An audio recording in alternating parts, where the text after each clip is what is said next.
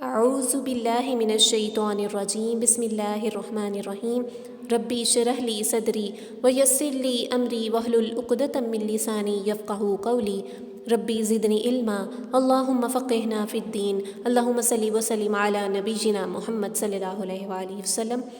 السلام علیکم ورحمۃ اللہ وبرکاتہ۔ امید ہے آپ سب ایمان کی بہترین حالت میں ہوں گے۔ آج ہم پڑھیں گے کہ پردے کے بارے میں قرآنی دلائل کیا ہیں۔ قرآن پاک میں پردے کے بارے میں واضح طور پہ حکم ہے، لیکن کچھ لوگ یہ آرگیو کرتے ہیں کہ آپ بتائیں کہ چہرے کا پردہ قرآن میں کہاں پہ ہے۔ تو آج ان لوگوں کو اس چیز کا جواب مل جائے گا کہ چہرے کا پردہ قرآن میں کہاں کہاں پہ واقع ہے، کہاں کہاں پہ اور کس کس آیت میں اللہ تعالیٰ نے بیان فرمایا۔ سب سے پہلے تو سورۃ احزاب کی آیت نمبر 59 میں اللہ تعالیٰ اپنے محبوب حضرت محمد صلی اللہ علیہ وآلہ وسلم سے کیا فرمایا کہ یا ایھا النبی کل ازواجک و بناتک و نساء المؤمنین یدنین علیہن من جلابیبہن ذالک ادنی ان یعرفن فلا یؤذین وکان اللہ غفورا رحیما۔ اے نبی صلی اللہ علیہ وآلہ وسلم اپنی بیویوں سے، اپنی صاحبزادیوں سے اور مسلمانوں کی عورتوں سے کہہ دیں کہ وہ اپنے اوپر اپنی چادریں لٹکا لیا کریں، اس سے بہت جلد وہ پہچان لی جائیں گی اور ستائی نہ جائیں گی، اور اللہ تعالیٰ بخشنے والا مہربان ہے۔ اس میں نبی پاک صلی اللہ علیہ وآلہ وسلم کی بیویوں کا سب سے پہلے ذکر ہوا، پھر نبی پاک صلی اللہ علیہ وآلہ وسلم کی بیٹیوں کا ذکر ہوا، پھر عام مسلمان عورتوں کا بھی ذکر اس میں موجود ہے۔ اس آیت میں یہ آیت دلیل ہے ہمارے لیے کہ پردہ ہم سب پہ واجب ہے۔ اب لوگ کہتے ہیں، لوگ اس چیز کا آرگیو کرتے ہیں اکثر لوگ کہ جلابیبہن جو ادھر لفظ استعمال ہوا ہے جلباب کا، جلباب تو چادر ہے، چادروں کو لٹکا لیں، اللہ تعالیٰ نے یہ کہا ہے۔ اب اس سے چہرے کا پردہ کہاں پہ ہے؟ جلباب ایک ایسی چادر ہے، ایسی چادر کو کہتے ہیں جو آپ سر سے لے کے پاؤں تک آپ کو ڈھانپ دیتی ہے، اس کو کہتے ہیں جلباب۔ اس میں چہرے کا پردہ بھی شامل ہے۔ تو جو لوگ کہتے ہیں کہ یہاں پہ جلباب کا لفظ استعمال ہوا ہے، یہاں پہ نقاب کا لفظ استعمال کرنا چاہیے تھا یا اس طرح کا لفظ استعمال ہونا چاہیے، تو کیا اللہ تعالیٰ کو آپ سے بہتر نہیں پتہ؟ اللہ تعالیٰ کو آپ سے بہتر پتہ ہے۔ اللہ تعالیٰ نے یہاں پر جلباب کا لفظ پورے آپ کورنگ کے لیے استعمال کیا، یہاں پہ منتقباتن کا لفظ استعمال نہیں کیا گیا یہاں پہ، لیکن اس کا مطلب یہی ہے۔ اس کی جب تفسیر ہم پڑھتے ہیں، مفسرین جب اس کی تفسیر کرتے ہیں تو جلباب کا مطلب وہ چادر ہے جو آپ کو سر سے لے کے پاؤں تک ڈھانپ دے، اور سر سے لے کے پاؤں تک ڈھانپنے میں آپ کا چہرہ بھی آتا ہے، تو چہرے کا پردہ واجب ہے۔ اب یہ بھی کچھ لوگ کہتے ہیں کہ فرض تو نہیں ہے نا، فرض اور واجب میں بہت تھوڑا سا ڈفرینس ہے۔ ہم فرض اور واجب کو بھی دیکھ لیتے ہیں کہ فرض اور واجب میں کتنا سا ڈفرینس ہے۔ فرضی سے کہتے ہیں جو کسی قطعی دلیل سے ثابت ہو، قرآن مجید کی نص سے یا متواتر حدیث سے ثابت ہو، یعنی کہ قرآن پاک میں واضح طور پہ ایک آیت آئی ہو یا وہ حدیث جو کہ صحیح احادیث میں سے اس میں آیا ہو۔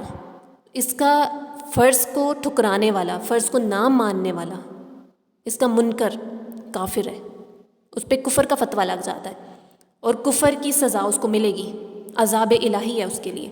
اور واجب جو ہے وہ ظنی دلیل ہے، اس سے ثابت شدہ عمل کو واجب کہتے ہیں۔ جس طرح کہ بہت چھوٹی سی مثال ہمارے سامنے، فرض نمازوں میں جو فرائض ہوتے ہیں وہ فرض ہیں، وہ فرض ہیں ہم سب پہ، وہ نہیں ہوں گے تو نماز نہیں ہوگی۔ اسی طرح واجب بھی ہے، واجب کی مثال وتر کی ہے، وتر نہیں ہوں گے تو نماز ہوتی ہے عشاء کی؟ نہیں ہوتی۔ اتنا سا تھوڑا سا ڈفرینس ہے، بس اتنا سا ڈفرینس ہے کہ واجب کو ماننے والے پہ کفر کا فتویٰ نہیں لگتا، لیکن سزا اس کو بھی ملے گی۔ تو ادھر سے دیکھیں کہ پردہ ہمارے لیے واجب ہے، وجوب کا درجہ رکھتا ہے، اور جب پردہ ہم پہ واجب ہے تو ہم سب نے اس پر عمل کرنا ہے، اس کی سزا ملنی ہے ہمیں آگے جا کے۔ جو کہتے ہیں کہ کوئی بات نہیں، فرض تو نہیں ہے نا، لیکن واجب تو ہے نا، واضح طور پہ آ رہا ہے، احادیث میں آ رہا ہے، تو ہم کیسے اس کا انکار کر سکتے ہیں؟ وجوب کا درجہ رکھتا ہے پردہ۔ اللہ تعالیٰ ہم سب کو اس چیز کی توفیق عطا فرمائے۔ سورۃ نور کی آیت نمبر 13 میں ارشاد الہی ہے، اے پیغمبر صلی اللہ علیہ وآلہ وسلم مسلمان عورتوں سے کہہ دیں کہ اپنی نگاہیں نیچی کریں اور اپنی عصمت میں فرق نہ آنے دیں اور اپنی زینت ظاہر نہ کریں سوائے اس کے کہ جو خود بخود ظاہر ہو جائے. اور انہیں چاہیے کہ وہ اپنے سینوں پر دوپٹے یعنی کہ پلو ڈال لیا کریں.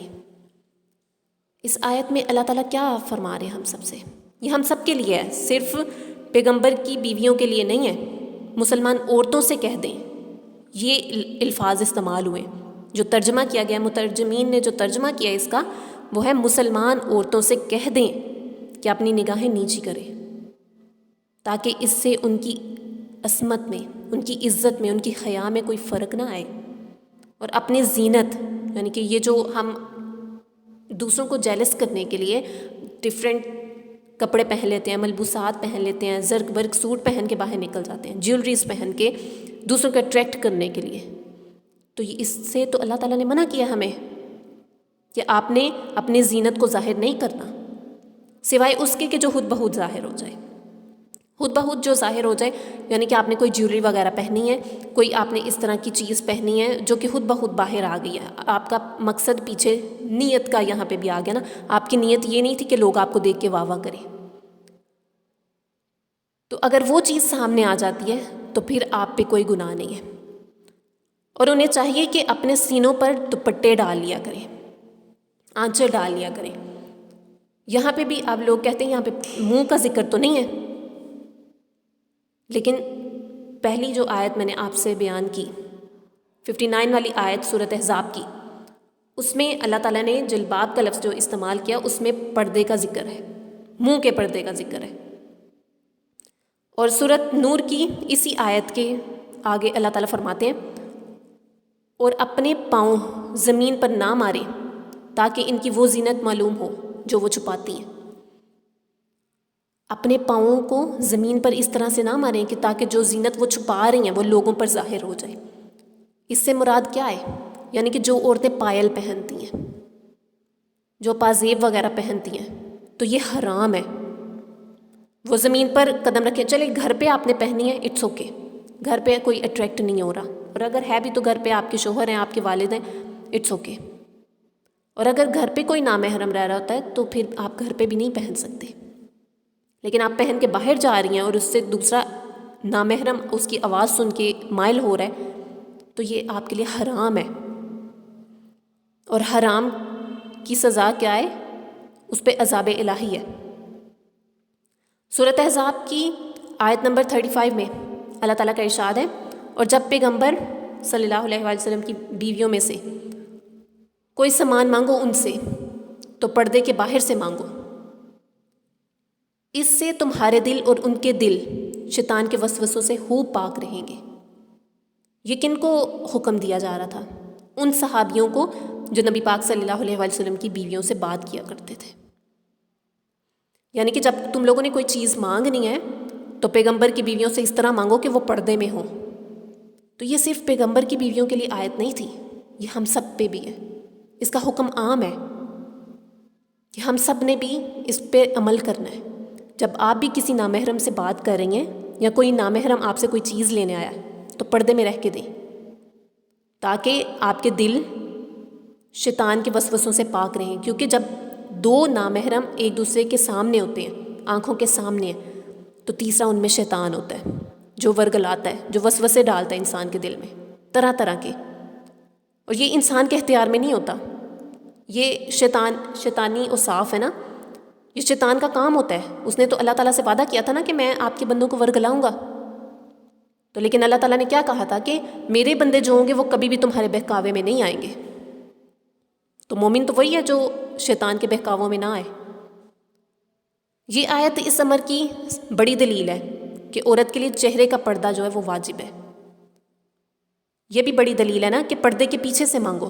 اگر چہرے کا پردہ نہ ہوتا، اگر چہرے کا پردہ نہ، تو پھر یہ بھی تو کہہ سکتے تھے کہ چادر لے کے تو پھر ان سے چیز لے لیں. اللہ تعالیٰ یہ بھی تو کہہ سکتے تھے نا کہ جلباب اوڑھ کے، جو سادی چادر ہوتی ہے وہ اوڑھ کے آپ ان سے چیزیں لے لیں. یہاں سے پردے کے واجب ہونے کی دلیل ہمیں ملتی ہے کہ پردے کے پیچھے سے چیز مانگو. کوئی چیز چاہیے تو عورتوں کے چہرے کے لیے یہ واجب ہے. جب نبی پاک صلی اللہ علیہ وآلہ وسلم کی بیویوں کو یہ حکم ہے کہ پردے کی اوٹ سے آپ چیزیں لیں یا دیں، تو ہمارے لیے کیا حکم ہے؟ ہمارے لیے بھی تو یہی حکم ہے، ہمارے لیے بھی تو یہی ہے نا کہ ہم بھی پردے کے پیچھے سے چیزیں دیں۔ حافظ ابن حجر رحمہ اللہ نے اس کی شرح یہ کیا کہ انہوں نے اپنے چہروں کو چھپا لیا، یعنی کہ وہ عورتیں جو نبی پاک صلی اللہ علیہ وآلہ وسلم کی بیویاں تھیں، ازواج مطہرات تھیں، امہات المومنین تھیں، وہ اپنے چہروں کو چھپاتی تھیں اس آیت کے بعد، پردے کے پیچھے سے چیزیں لیا کرتی تھیں۔ فتح الباری جو کہ صحیح بخاری کی شرح ہے، اس میں لکھتے ہیں حافظ ابن حجر، انہوں نے نقل کیا ہے فرا سے کہ زمانہ جاہلیت میں عورتیں اپنے پیچھے کے طرف دوپٹہ لٹکا لیا کرتی تھیں، سر سے لٹکا دیا کرتی تھیں بازوؤں پہ، اور اپنے منہ کو اور سینوں کو کھول دیتی تھیں۔ اور جب اللہ تعالیٰ نے یہ آیت نازل کی تو پھر مسلمان عورتیں پردہ کرنے لگیں، پھر مسلمان عورتوں نے پردے کا خیال رکھا۔ اور جو آزاد عورتیں ہوتی ہیں، آزاد ہیں، جو کہ نابالغ ہیں، بالغ عورتیں، ان کے لیے کیا حکم ہے؟ ان کا سارا بدن ستر ہے۔ شوہر اور محرم رشتوں کے علاوہ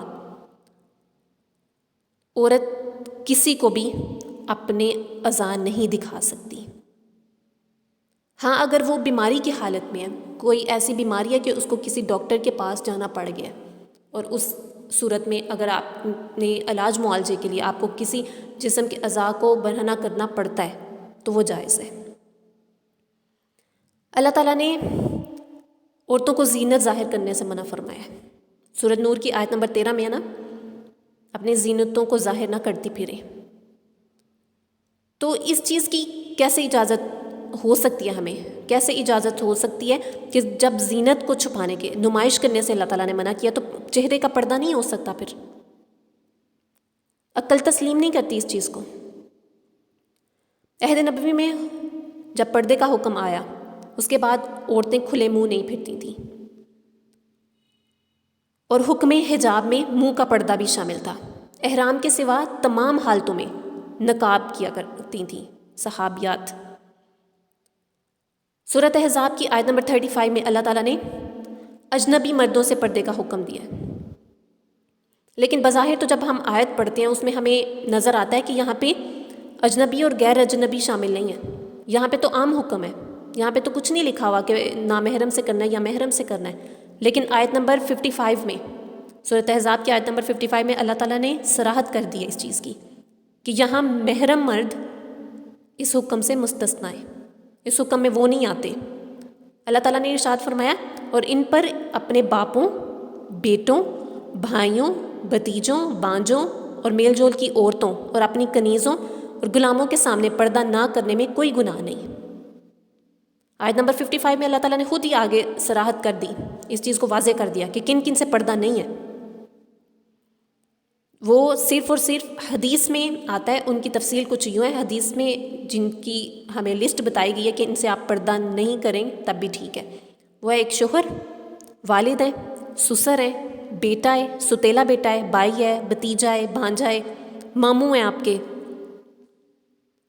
اس کے علاوہ آپ کے چچا ہیں، غلام ہیں، خواتین ہیں، آپ کی لونڈیاں ہیں، اور نابالغ بچہ، اس سے آپ کا پردہ نہیں ہے۔ یہ تو ہو گیا نامحرم اور محرم میں فرق۔ سنن نبی داؤد میں حضرت انس رضی اللہ تعالیٰ عنہ سے مروی ہے کہ نبی پاک صلی اللہ علیہ وآلہ وسلم حضرت فاطمہ اپنے لہتے جگر کے پاس اپنے آزاد کردہ غلام کے ہمراہ تشریف لائے گئے، وہاں پر لے کے آئے تشریف، تو اس وقت حضرت فاطمہ کے سر پر ایک اوڑھنی تھی، جس سے وہ اپنا سر چھپاتی تو پاؤں ننگے ہو جاتے، اور پاؤں چھپاتی تو سر ننگا ہو جاتا۔ اب وہ اسی کشمکش میں تھی کہ نبی پاک صلی اللہ علیہ وآلہ وسلم دیکھ رہے تھے، تو حضرت فاطمہ کو جب اس ذہنی الجھن میں دیکھا تو فرمایا، تمہیں پریشان ہونے کی ضرورت نہیں ہے، تیرا باپ اور غلام ہی تو ہے۔ اس حدیث سے یہ بات، اس کی دلیل ملتی ہے ہمیں کہ باپ اور دیگر محرم رشتوں سے سر کے بالوں کا پردہ نہیں ہے، اور اس حکم میں غلام بھی شامل ہے، یعنی سر اور پاؤں کا پردہ باپ اور غلام کے لیے ستر نہیں ہے۔ المومنین حضرت عائشہ، حضرت سعید بن مسیب، اور ایک قول میں امام شافعی اور ان کے اصحاب اور سلف صالحین کا سب کا اس حدیث پہ اتفاق ہے، یہی مسلک ہے سب کا۔ اب سوال یہ ہے کہ کس عورت کے پردہ کرنے اور نہ کرنے کی اس میں اختیار ہے اس کو؟ کون سی ایسی عورت ہے جو پردہ کرے تب بھی ٹھیک ہے، نہ کرے تب بھی ٹھیک ہے؟ تو سورۃ نور کی آیت نمبر 60 میں ارشاد ہے، اور بڑی عمر کی عورتیں جن کو نکاح کی توقع نہیں رہی، اگر وہ اپنی اوپر والی چادریں اتار دیں تو ان پر کچھ گناہ نہیں، بشرط یہ کہ اپنی زینت کی چیزیں جو ان کے حق میں بہتر ہے، اور اللہ تعالیٰ سننے والا اور جاننے والا ہے۔ ادھر سے ہمیں پتہ چل جاتا ہے کہ بڑی عمر کی عورتیں جو ہیں، جو کہ اتنی بوڑھی ہو چکی ہیں کہ ان سے نکاح کی امید نہیں ہے، وہ اگر اپنی چادریں اتار بھی دیتی ہیں، اپنا پردہ اتار بھی دیتی ہیں تو ان کے لیے جائز ہے، کیونکہ ان سے نکاح نہیں ہو سکتا۔ اب نکاح کی خواہش نہیں رہے گی، نہ ان سے وہ نفس کا ایک آ جاتا ہے نا ایلیمنٹ، وہ نہیں رہے گا، تو وہ عورتیں اپنی، کیونکہ ان کی بیوٹی بھی ڈھل چکی ہوتی، ایک عمر آ جاتی ہے جب عورت کی بیوٹی ختم ہو جاتی ہے، جب اٹریکشن نہیں رہتی اس میں، جب وہ اس عمر کو پہنچ جائے تو تب اگر وہ اپنا حجاب، اپنا نقاب اتار بھی دیتی ہے تو اس میں کوئی مذائقہ نہیں ہے، کیونکہ اللہ تعالیٰ نے خود اس چیز کا واضح کر دیا ہے قرآن پاک میں۔ لیکن یہ آیت نوجوان عورت کے لیے چہرے کے پردے کے واجب ہونے کی دلیل ہے۔ یہاں پہ اللہ تعالیٰ نے ساتھ یہ بھی فرمایا نا، ارشاد ہے نا کہ وہ بڑی عمر کی عورتیں ہیں جن سے نکاح کی توقع نہیں رہی، جن سے نکاح کی توقع نہ ہو، تو جوان عورتیں تو جو ہوتی ہیں ان سے تو ہوتی ہیں نا، اور شیطان بھی مائل کرتا ہے اس کی طرف۔ اٹریکشن اللہ تعالیٰ نے مرد اور عورت دونوں میں رکھی ہوئی ہے۔ تو یہ آیت پردے کے واجب ہونے کی دلیل ہے۔ ابن جریر طبری اپنی تفسیر میں لکھتے ہیں، تفسیر طبری میں بہت مشہور تفسیر ہے یہ، اللہ تعالیٰ نے اس آیت میں فرمایا ہے، جس کا ترجمہ یہ تھا کہ جب تم کوئی چیز مانگو ازواج نبی سے یا مومن عورتوں سے، تو جو تمہاری ازواج نہیں یعنی کہ غیر محرم ہے تو پردے کے پیچھے سے مانگو۔ اس سے معلوم ہوا ہے کہ یہ حکم تمام مومن عورتوں کے لیے، کوئی بھی مومن عورت امہات المومنین سے زیادہ حیادار تو نہیں ہو سکتی، کوئی بھی مومن عورت ان جیسا پردہ تو نہیں کر سکتی نا، ان جیسی حیا والی تو نہیں ہو سکتی، حالانکہ ان سے نکاح بھی ناجائز تھا امہات المومنین سے، پھر بھی صحابہ کو حکم تھا کہ وہ جب پردے میں ہوں تو پھر ان سے چیز مانگی جائے، پھر بھی ان کو حکم تھا کہ آپ جب صحابی بھی آئیں، کوئی نابینا صحابی بھی ہوں، ان سے بھی پردہ کرنا ہے آپ نے۔ تو ہمارے لیے بھی تو یہی حکم ہے۔ اور کیا آج کا مرد صحابی سے زیادہ شریف النفس ہے؟ کیا آج کا مرد ان سے زیادہ حیادار ہے؟ آج کے مرد میں تو حیا باقی نہیں ہے، بہت کم ہوں گے، بہت کم، کچھ % لوگ، کیونکہ ان کے پاس علم ہی نہیں ہے، وہ پیسے بنانے کی چاہ میں، مال و دولت اکٹھی کرنے کی چاہ میں وہ اس قدر ڈوبے ہوئے ہیں دنیا کی چاہ میں کہ ان کو پتہ ہی نہیں ہے کہ ہمارا دین کیا کہتا ہے ہمیں۔ وہ نہ اپنی بیویوں کو، نہ اپنی بہنوں کو، نہ اپنی ماؤں کو، نہ بیٹیوں کو، کسی کو نہیں کہہ رہے کہ آپ نے ایسے کرنا ہے، ایسے نہیں کرنا، یہ پردے کا حکم ہے، آپ نے پردہ کر کے جانا ہے۔ بیویاں، بیٹیاں، بہنیں سب اسی طرح باہر جا رہی ہیں اور انہیں کچھ نہیں پتہ۔ اور حدیث میں ان کے لیے دیوس کا لفظ استعمال ہوا ہے کہ کیا اتنے ہی آپ کی غیرت مر چکی ہے کہ آپ کو پتہ ہی نہیں ہے؟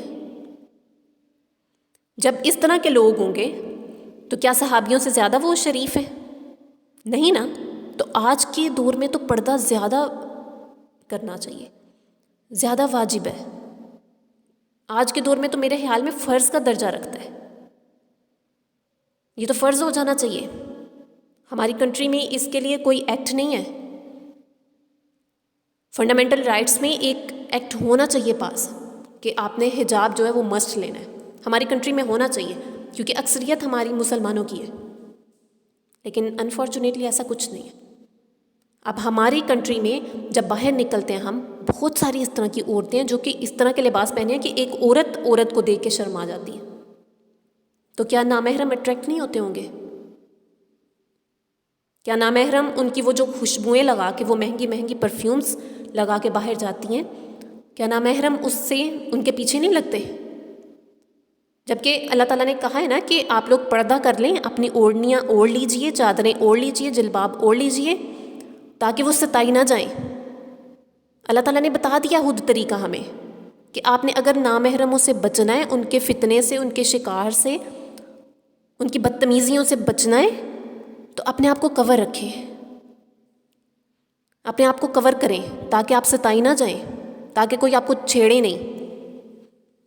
خود جب بن سور کے باہر جائیں گی تو اس میں اس کا قصور تو نہیں ہے، اس میں تو اللہ تعالیٰ نے پہلے سے رکھا ہوا ہے یہ ایلیمنٹ، اور اللہ تعالیٰ نے بتایا بھی ہے کہ اٹریکشن ہے عورت میں اور مرد اٹریکٹ ہوتا ہے. جب اللہ تعالیٰ نے پہلے ہی بتا دیا آپ لوگوں کو سب کچھ، تو یہ تو پھر آپ کی غلطی ہے نا. اور باہر جا کے آپ کیسے یہ کہہ سکتی ہیں، کیسے کلیم کر سکتی ہیں کہ اس نے مجھے تنگ کیا ہے؟ خدا بن سور کے باہر گئی ہیں. اگر جاتی ہیں آپ پوری، آپ نے چادر لی ہوتی، جلباب اوڑھے ہوتی، آپ نے برقع پہنا ہوتا، آپ نے نقاب کیا ہوتا، تو اس کی ہمت ہوتی ہے آپ کے پیچھے آئے؟ آپ نے کوئی خوشبو نہ لگائی ہوتی، بالکل بھی نہیں ہوتی. لیکن یہ خود ہی ہم نے شہ دی ہوئی ہے، ورنہ کسی مرد کی جرت نہیں ہے کہ وہ بات کر جائے مومن عورت سے. اپنے لہجوں میں سختی رکھیں. رسول اللہ صلی اللہ علیہ وآلہ وسلم کی بیویوں کو بھی تو حکم تھا کہ جب بات کریں نامحرم سے تو پروکار طریقے سے کریں، تاکہ کسی کے دل میں کوئی کجی نہ آ جائے، ٹیڑھ پن نہ آ جائے. تو ہم کیا کرتے ہیں؟ باہر جا کے ہنس ہنس کے باتیں کر رہے ہیں، ہمیں پتہ ہی نہیں نامحرم اور محرم میں فرق. بہت ساری اس طرح کی میں نے لڑکیاں دیکھی، ان کو یہ بھی نہیں پتا کہ ہمارے محرم رشتہ داروں میں کون کون سے آتے ہیں، ان کو اتنا ہی نہیں پتا ہوتا کہ محرم کون کون ہے. تو یہ ہم اتنے پستی میں چلے گئے ہیں کہ ہمیں یہی نہیں پتا، ہمیں اپنے دین کا ہی نہیں پتا. اللہ تعالیٰ سے دعا کیا کریں کہ اور کچھ نہیں تو کم از کم بظاہری یہ باطنی جو اندر کی کیفیت ہے نا، اس کو بدلنے کے لیے تو انسان کو آنسوؤں میں ڈوبنا پڑتا ہے. اپنے نفس کو مارنے کے لیے، اپنی خواہشات کو مارنے کے لیے انسان کو اللہ تعالیٰ کے آگے گڑ گڑانا پڑتا ہے، اس سجدہ گاہ میں جانا پڑتا ہے، وہاں پر جا کے آپ نے گڑ گڑانا ہے، رونا ہے اپنے نفس کو، خواہشات کو کنٹرول کرنے کے لیے. اپنے جسم پر، اپنے بدن پہ، اپنے ذہن پہ، اپنے دل پہ عبادت کا بوجھ ڈالنا ہے، تب آپ کا نفس کنٹرول ہوتا ہے. عبادت ایک ایسا طریقہ ہے جو آپ کے نفس کو کنٹرول کرتا ہے. جب آپ کو لگے کہ آپ کا نفس آؤٹ آف کنٹرول ہو رہا ہے تو جلدی سے نماز پڑھ لیں، قرآن پاک کھولیں، اس کی تلاوت کرنا شروع کر دیں. نہیں دل لگ رہا نماز میں، قرآن میں، پھر بھی پڑھیں. کبھی نہ کبھی تو اللہ تعالیٰ کی طرف سے دروازہ کھلے گا، کبھی نہ کبھی تو وہ راستہ بنا دیں گے آپ کے لیے. لیکن ہم ایسا سوچتے نہیں ہیں. ہم نے اپنی نفسانی خواہشات کو اتنا مقدم رکھا ہوا ہے کہ ہم نے دین کی ساری باتوں کو بلا دی ہے. ہمیں پتہ ہی نہیں ہے کہ ہمارا دین ہمارے لیے کیا کیا حکم ہے، ہمارے لیے کیا کیا لمٹس ہیں. ہم نے ان سب کو کراس کر لی ہے صرف مرد کے شانہ بشانہ چلنے کے لیے، جبکہ ہم نہیں ہو سکتے. ایک عورت کبھی بھی مرد کے مقابل میں کھڑی نہیں ہو سکتی، چاہے کتنی بھی کوشش کر لے، پھر بھی وہ انڈیپینڈنٹ رہتی ہے. انڈیپینڈنٹ ہونے کی کوشش کرتی ہیں عورتیں، لیکن ڈیپینڈنٹ ہے وہ، اسے کہیں نہ کہیں ضرورت پڑتی ہے مرد کے سہارے کی. تو مرد کا سہارا جب ہم نے ڈھونڈنا ہے تو وہ اپنے محرم رشتوں میں ڈھونڈنا ہے، نامحرموں میں نہیں. ہاں، نامحرموں کی گفتگویں ہمیں بہت اٹریکٹ کرتی ہیں کہ ہاں وہ کہہ رہے تھے اس طرح بہت ساری میں نے باتیں سنی ہیں. نامحرم کا لہجہ ہمیں بڑا دل نشین لگتا ہے کہ اس سے زیادہ ہمارا سگا کوئی ہو نہیں سکتا. لیکن یقین جانیں وہی آستین کا سانپ ہوتے ہیں. جو نامحرم ہوتے ہیں نا وہ آپ کو ڈستے ہیں. تو کبھی بھی اس طرح کے ریلیشنز میں مت پڑیں. اللہ تعالیٰ ہم سب کو اس چیز سے محفوظ رکھیں، اور اللہ تعالیٰ سے دعا کیا کریں کہ ہمارے دل میں کبھی بھی ایسی کوئی خواہش نہ ہو جس میں آپ کی رضا شامل نہ ہو، جس میں میرا دین مجھے اجازت نہ دیتا ہو، جس کی حدود اللہ تعالیٰ نے لگائی ہوں اور میں اس حدود کو کراس کر دوں. ایسا دل ہی نہ دے مجھے، ایسا دین ہی نہ آئے. اللہ تعالیٰ سے دعا کیا کریں اپنے لیے، اپنے دین پر ثابت قدم رہنے کے لیے. اللہ تعالیٰ ہم سب کو قیامت کے دن صالحین، صابرین اور مومنین میں سے اٹھائیں، اور ہمیں عفت و حیا کا پیکر بنائیں. ہمیں اپنی عزتوں کی حفاظت کرنے والا بنائیں، اور ہماری عزتوں کی حفاظت کریں اللہ تعالیٰ. آمین انشاءاللہ. جزاکم اللہ خیرا کثیرا فی الدنیا والآخرہ. اللہ حافظ.